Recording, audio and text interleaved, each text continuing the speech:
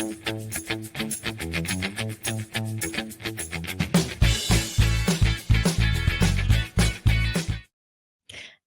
and welcome. Today we're going to be talking about why hope is a tool and not toxic positivity. I'm Sharon. She's Ginevra. This is the Fibro Show. And before we get rolling, I just really want to take the opportunity to wish my good friend and fabulous co host a happy, happy 50th and fabulous birthday. Thank you so much. So, and I know that today we're actually going to be learning a little bit about what you did to celebrate your 50th. So, I'm going to kick it over to you and you can start us off. All right. Well, I had always, I guess since I was about 40 years old, I had pictured going to Mexico City to visit Frida Kahlo's home and museum for my 50th birthday. It was like one of those things I don't know, fantasized about doing. And I will say I thought I would do it with my husband at the time. I didn't quite picture that I'd be going solo, but I did go by myself because I thought, screw it, I still want to go, even if I'm going by myself. Absolutely. And it was actually a really amazing trip, and I'm really glad I did it. And I've got lots to tell you about and show you about. But first, I just wanted to kind of give you the backdrop. Like, why does Frida matter for me? And she has been a huge inspiration for me because Mexican rheumatologists and scholars think that Frida Kahlo, in addition to suffering from really bad chronic spinal pain her whole life, that she also had fibromyalgia. And that has always given me a lot of hope and inspiration. And I actually named my clinic the Frida Center for Fibromyalgia. I named it after her because she actually took her pain that was internal and she was like, no, you need to see this. She like made it external in this really just brave, amazing way that has always inspired me. And a little bit, it kind of gives me that anger. I guess anger is a little bit inspiring for me, like to keep going, and like the doctors that didn't understand me, and the whole medical profession. Basically, when I was first dealing with fibromyalgia, I just felt so like angry, and I gotta fix this. I'm like, how can this be? So she, for me, really kind of shows that anger, and that like, no, you will not look away. You will see my pain and you will experience it with me. And that is just really brave. So brave, as is going on the trip by yourself. So congratulations on taking that brave step and finding some joy and, igniting that hope in yourself. Thank you. Yeah, I would say brave / a little bit insane.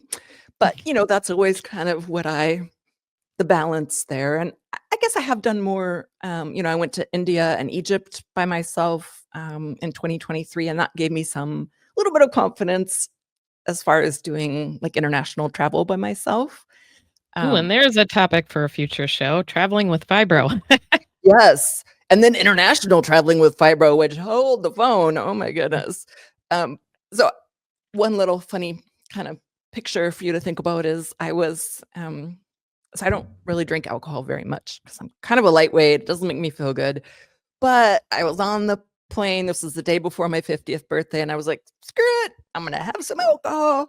And I hadn't really eaten that much. And I was rereading actually this really amazing biography of Frida Kahlo. And I chose to reread the last couple chapters, which is where she's dying, basically.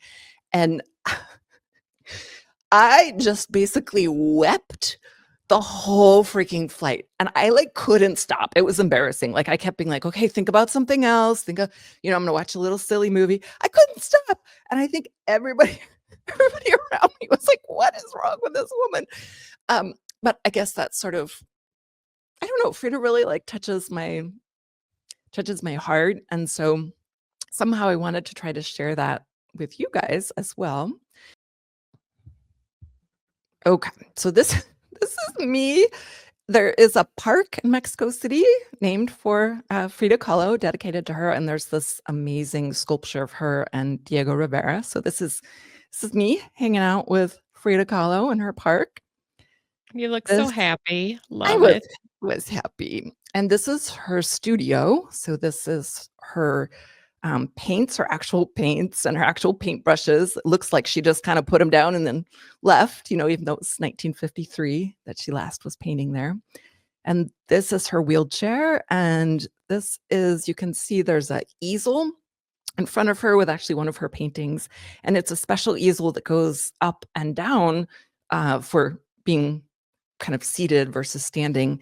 It's like an accessible easel that was actually gifted to her by Nelson Rockefeller, which is kind of amazing.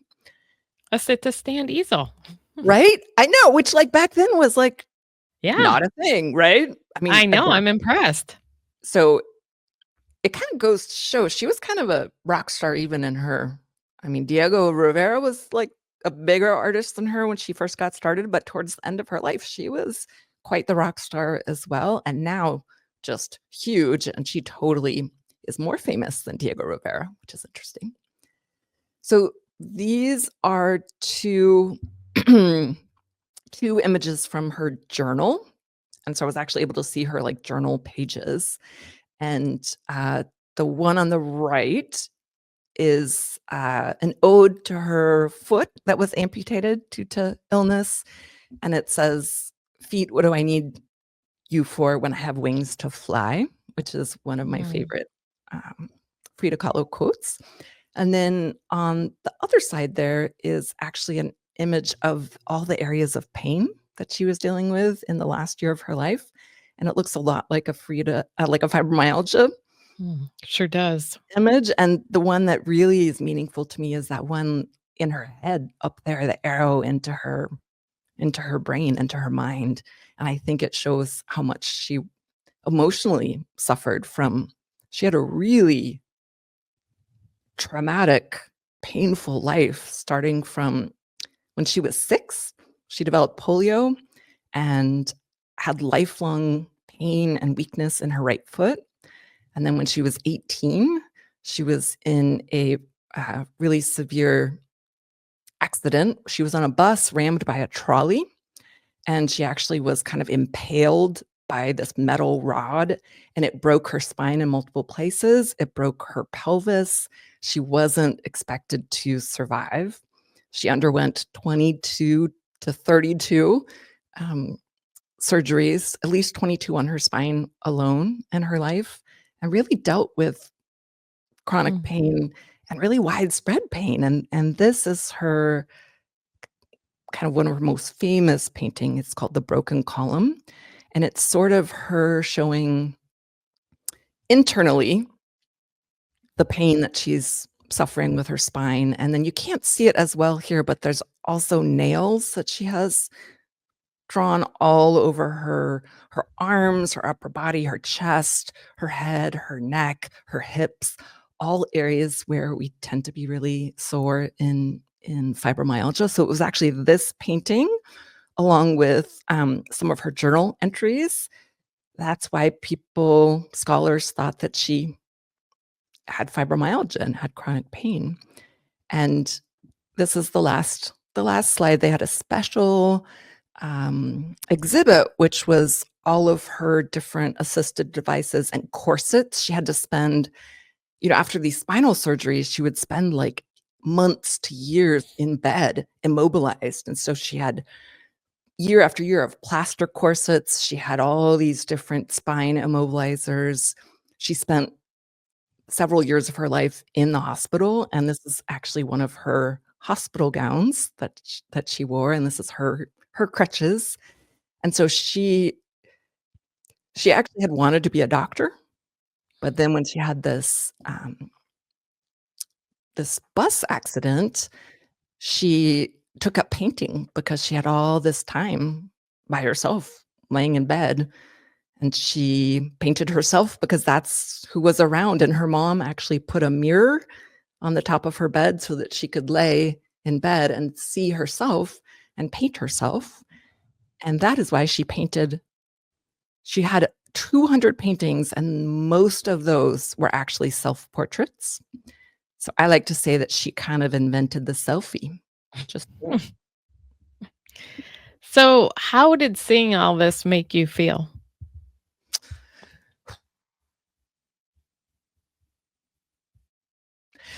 it, it did two things. One, it really made me on a like visceral physical level feel the pain she was experiencing. Like I felt like I could, it sounds crazy, but I felt like my fibromyalgia pain could feel her fibromyalgia pain. Not to sound super woo woo, but I had like a little bit of a, because I saw, like, seeing how immobilized she was for so long, and seeing the corsets and seeing all the blood on her hospital gown. It just made it real for me, like, how much pain she dealt with on a daily basis, along with, they had a display of all her pain medicines. She developed an addiction to alcohol. She used that for pain management. She, towards the end of her life, developed a dependence on opioids and morphine. And somehow I felt like I could feel, I kind of resonated, I guess, with that pain. And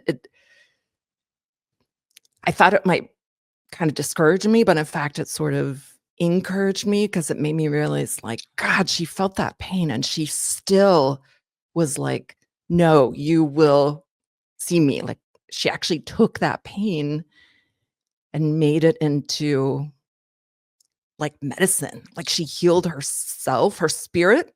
I mean, her Mm. body suffered, and she never was not without pain, but she like healed her spirit using art. And somehow that, like, just I get like chills just thinking about how creativity and how sharing our own human experience can be healing, even in spite of an illness that is ongoing, right? Like, I she didn't conquer her pain, she didn't defeat it. It was there every day, but she somehow harnessed it, I guess I would say. So that was the first thing. The second thing was, I'd always been kind of anti Diego Rivera. So he was her he was her spouse, he was her co-collaborator, he was, somebody who really encouraged her artistic career, but he also broke her heart and was a womanizer and slept with her sister and caused them to get divorced. And she she really suffered from, like, the pain, that heartbreak, even after they got back together. And, with the heartbreak that I've experienced with my kind of marriage and disintegration of that, I I actually realized, like, I'd been super angry at Diego, but in going around her house and in seeing all the ways that he had cared for her and all the ways that he had really, like, um, advocated for her. I mean, this was the 30s and 40s, like, women were not artists per se, and women were not certainly making art around their own physical experience, and Diego celebrated her and helped her become who she is. And all of a sudden I had this, like, oh, like, it was actually kind of healing for me to appreciate and understand more how much my ex-husband contributed to my life. And it was weird. I sort of was able to, like, forgive Diego and Jamie at the same time. Anyway, I'm gonna tear up. So back to you. Back to you in the Well, studio, Sharon. Tell us about you. that's amazing, and it sounds like the trip was really healing for you, and that piece that you mentioned about, Frida, that her spirit was free and that she used what healing was available to heal her spirit, I think is so important and is left out a lot in conversations around how we can heal ourselves with fibromyalgia. And I use the word heal, I'm not saying cure, but there's a tremendous amount of healing that can be had if we learn about it and if we open ourselves up to finding things that help us to feel, even as I always say on the show, just 1% better. We want to work on those things. And I could really relate to what you were talking about with Frida and that what you notice that she was able to do some of this healing and to heal her spirit. For me, when I first got sick, I read Christopher Reeve's book, Still Me. And that book had a tremendous impact on my life. I mean, I'm like welling up thinking about it too. I was just in such a dark place, and then to read this book, which if you don't know Christopher Reeve, he is a famous actor, most well known for playing Superman, and he was in an accident and he became a quadriplegic. And so reading this book and just which was beautifully written and very raw, um, he shares what that experience is like, and I'm sitting there going, oh my God, I still have so many abilities that he doesn't. And to hear him reclaim his spirit really was so important to me because I was just feeling so down and out being 24 and unable to really walk from my bedroom to the kitchen without laying down and taking a nap. Like to read his words and see what he was able to do, which was initially he was telling doctors in the hospital, I don't want to live like this. Like Yeah. this Let me needs to go. end. Yeah. Yep, I need to go. And then as the book progresses, he's like so thankful that he survived, and he's so thankful for the life he did wind up having after.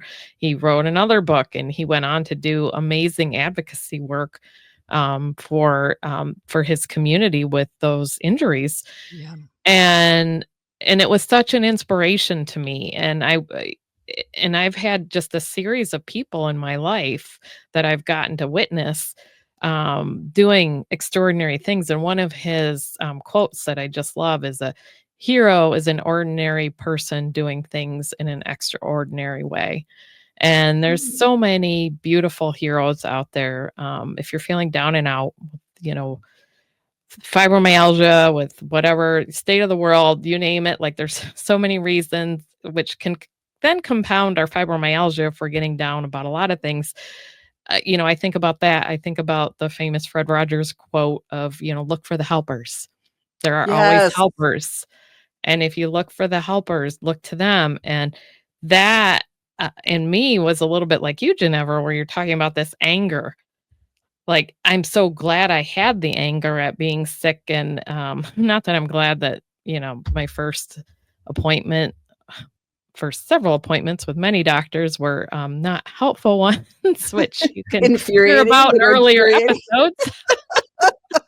Um, but that fighting spirit it gave me enabled me to do so much, including here, I'm just gonna share a little photo of my first, the outcome of my first foray into advocacy. In 1999, I found out about an advocacy training program in Michigan that taught people with disabilities about how to advocate for themselves. It was about a 6-month program for 1 weekend a month for 6 weekends. And you'd go to a hotel with other people and learn all these advocacy skills. And at the Oh, end, you were supposed to do like kind of a big project. yeah. And during that time, I found out that the Arthritis Foundation was doing this advocacy summit in DC. And I said, that's going to be what I do. And so I was scared out of my mind, went there by myself. By then, I was walking better than I did in the beginning, but walking was still really hard. So, funny story about this picture. This is Congressman Bonnier, who was the whip of the Congress at this The point, house whip, eh, right? the House whip. And so that meant his office was in the Capitol. So really cool part was this is before 9/11. So I was all over that Capitol building trying to find his office. Secret Service actually found me, and I was in some restricted area, and I'm quite sure that would have never happened anytime recently. And by that point too, because I had meetings all morning, I went to the Senate office buildings, the House office buildings. If you've never done that line of advocacy work or been there, it's a lot of walking. As a Yeah. matter of fact, Miles. it's miles. And one of the offices actually took pity on me at one point, and they drove me in a tunnel in a golf cart to one of the other offices, which was just fantastic. So I was getting all this really cool, like, VIP backstage look. access. But by the time I got to him, I'd been outside in the rain and rained on, and I was crying because, like, I was in so much pain before I got to his office and everything. But as you could see here, I mean, the picture of me is like, okay, and I'm quite a baby Oh, here. you're But so young in that picture, but look at you, like, you're such a badass oh, advocacy, like, jumping right in and doing that. thank you, and he is just a phenomenal human being. He sat with me for about 30 minutes in his office, and he Wow. could tell I was in a lot of pain.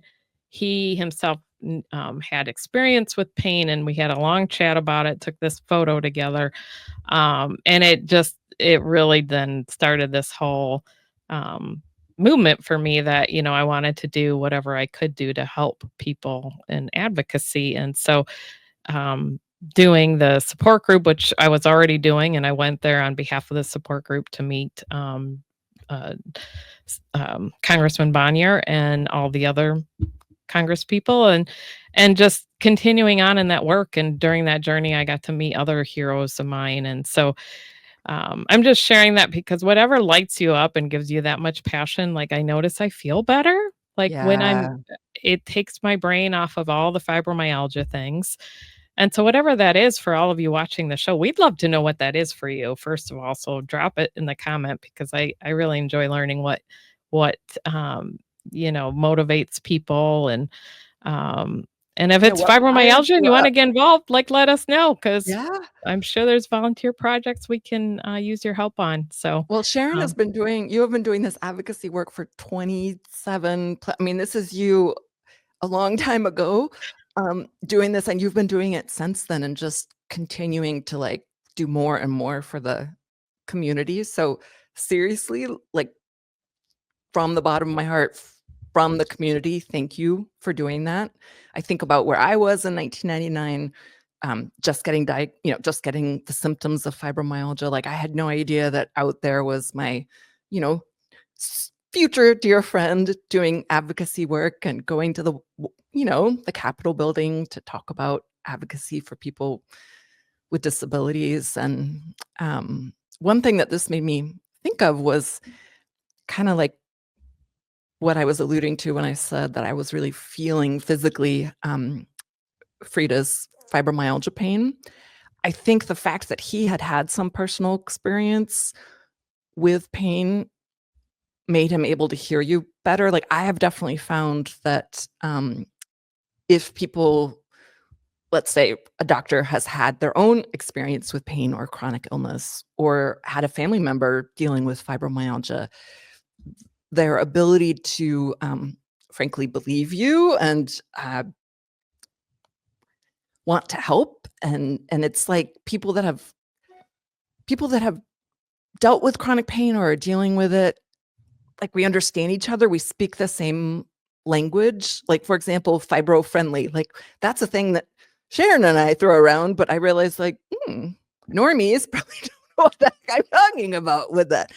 But that's part of what we're trying to do or hoping to do with this show and this community is to really talk about the unspoken, right? Like, we're gonna talk about our own experience with chronic pain. We want to have people on. We're gonna interview people. We want to talk to the advocates. We want to talk and build a really strong community of people that understand each other.